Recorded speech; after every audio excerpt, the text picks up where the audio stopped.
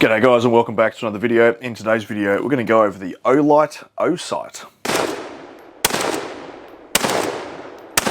Now after asking them for a green dot for nearly 2 years, they caved and finally sent me a red dot. But that's alright because I did some testing of my own and found that the green dot didn't really fix the issue that you have with astigmatism, so I think green dots are just a bit of a gimmick and I actually don't prefer them over red anyway. So here we go, here is a red dot sight. You may be able to see that this one is mounted on a riser. That's an optional extra. I asked them to send me that because this is going to go on a rifle for the live fire testing. Now the live fire testing will not be done before this video is released, so as you watch this I have not done the live fire testing.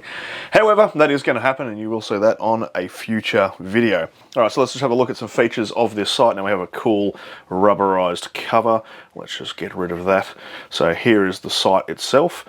Look at that, we have inbuilt like a rear sight, and as you can see that dot right there is on because it has a shake awake feature. This is an enclosed emitter, which means it has glass on both sides.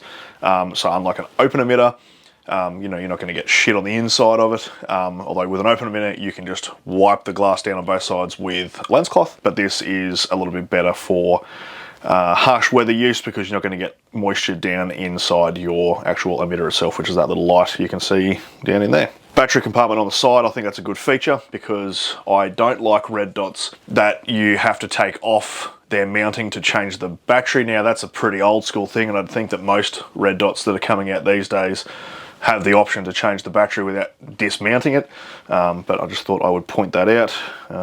Got our adjustments there. It's pretty cool. What the fuck does that button do? I don't know. I'm going to have to use the manual for figuring out what the fuck that is. So, speaking of the manual, let's have a look at what came in the box. So we have a lens cloth, a couple of stickers. They're pretty cool. Safety warnings. No one's going to read that. That's the box for the mount. So that's the product code there. All right, in this one here, this is the torque driver, which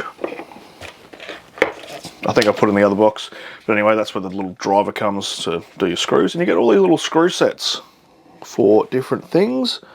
So different thread sizes for all your common stuff. Most of that's common pistol, and different lengths as well. So that's a cool little feature there, like little capsules, and you open them up and there's all your screws. That's pretty cool. I like when companies give you all the extra stuff you need. We've got some instructions there and how to dial it in. That's the rest of the box. Thanks mate, thanks for coming.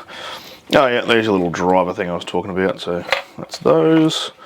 There's your manual, and there's the rest of the box right there. As you can see, you can change the patterns.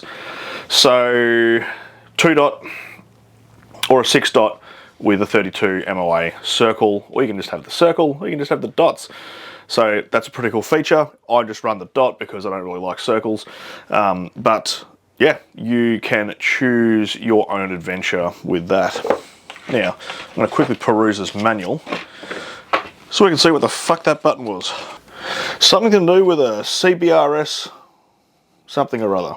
Popping something up. What the fuck? Oh, that's fucking cool. Alright, so the rear sight there, apparently, you can push it in. Oh, look at that, and it locks. So it's out of the way, and then if you want it back up as your rear sight, you press that button and it pops up. That is actually cool. That's just blown my mind. I did not know that was a feature. That's why you should read the manual, apparently. So that is very, very cool. All right, this cool little friend right here. It has a working temperature of -30 to +30 degrees C, which is -22 to 140 F, if you're really inclined to use that measurement. It's 51 grams, including the battery. That's pretty bloody light. That's obviously not including the mount. The housing's made of 7075 T6 aluminium. Uses a 1632 3-volt lithium battery. Is it going to tell me what the hours are? Nowhere in the manual that I can find tells me how many hours that's going to run for, but it's probably the same as every other red dot, which is like 50,000 or something ridiculous. It does have the shake awake feature, so that's definitely going to prolong your use, because obviously if you're not touching it, it's going to turn itself off, and as soon as you pick it up, it's ready to rock and roll. So that's a cool little sight. That's packed with features. I look forward to giving it a go. It's released now, so go out there, check it out. Thanks again, Olight, and I'll see you next video. Hooroo.